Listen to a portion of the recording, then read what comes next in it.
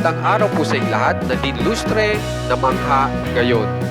And Curtis, naging emotional ngayon. Welcome po sa Juan Katawa. Bali po ngayon, ibibigay ko sa inyo ang pinakabagong ganap kina Nadine Lustre at Ann Curtis. Dito po muna tayo kay Nadine kung saan ay meron po siyang bagong post. At ito po ay patungkol sa kanilang business ng kanyang boyfriend. Ito po nakikita nyo ngayon na isang wine business. Yung susunod naman po dyan ay nakasama niya yung kanyang favorite na politician.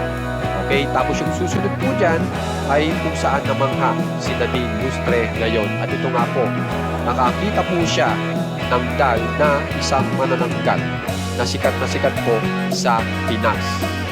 Pagkatapos po niyan, nagbigay din po siya ng awareness sa environment kung saan ay mapapalik po natin dito sa isang cartoon na kanyang pinong.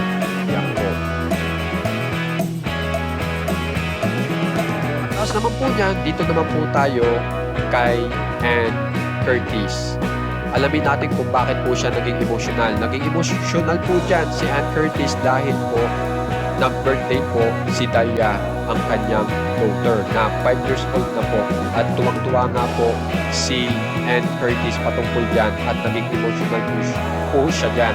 At ang maganda po dito, naging matagumpay naman po yung celebration nila para sa anak nila na si Dalia.